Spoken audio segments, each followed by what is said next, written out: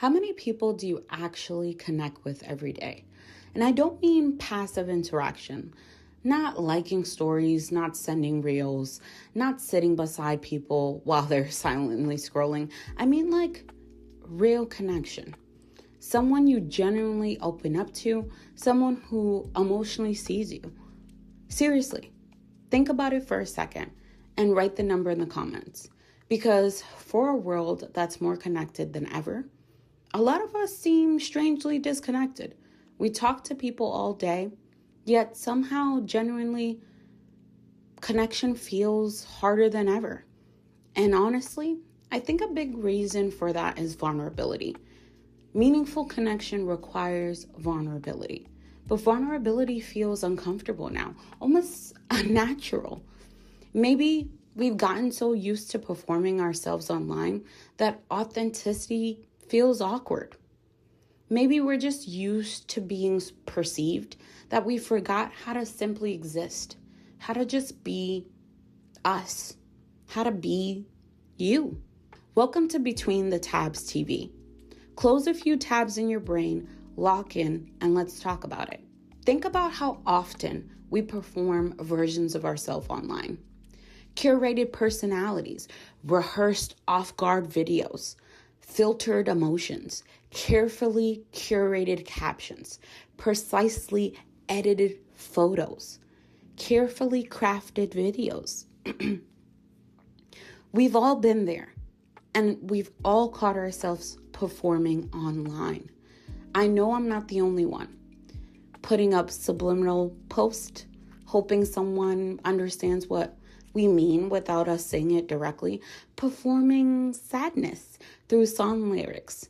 I know I'm not the only one using sound bites or lyrics from Billie Eilish or SZA, while I'm trying to relay very hush-hush that I'm quietly falling apart at night type of energy.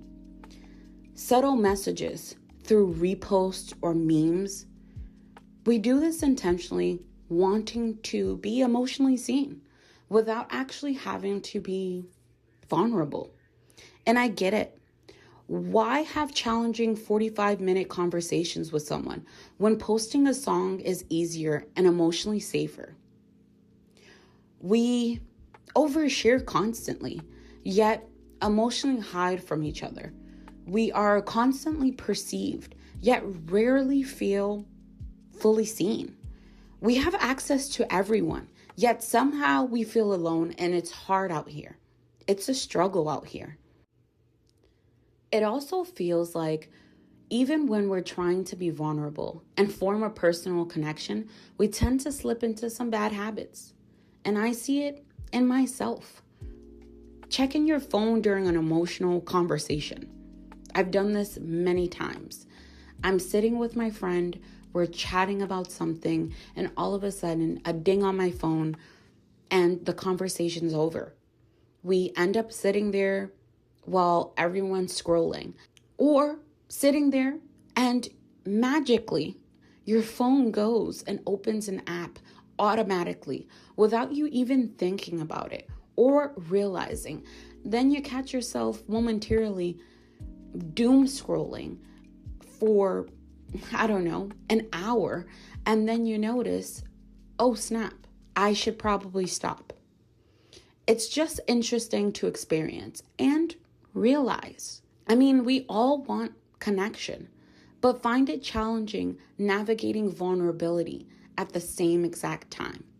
We find it challenging having personal connections. It's strange, but I'm glad I'm not the only one experiencing it. Maybe we're not bad at communication.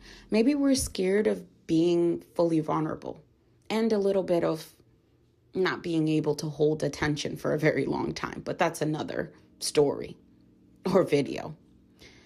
Because being genuine online almost feels uncomfortable. Sincerity feels awkward. Feels like you need to be a curated and perfect version of yourself. Irony feels safer, and humor becomes emotional armor. People are terrified of awkwardness now, terrified of silence, terrified of seeming too emotional. And honestly, I don't even blame people for it. I'm subjected to it myself. I mean, I'm getting vulnerable with you right now, but I'm faceless. I'm also protecting myself for various reasons, but nonetheless. And what's interesting is that there's actually research starting to look into this stuff. Things like the epidemic of loneliness. People seeing how individuals are gravitating towards AI to keep them comfort or form a connection because they haven't interacted with a physical human soul in months. Social anxiety, rampant. There's legit a whole well-known streamer who has openly shared he uses substances in order to get over social anxiety and interact with others. And so many people in his community relate, understand, and support it. I'm obviously not an expert or a therapist or anything like that. I'm just a person with a mic having a vulnerable late night chat with you.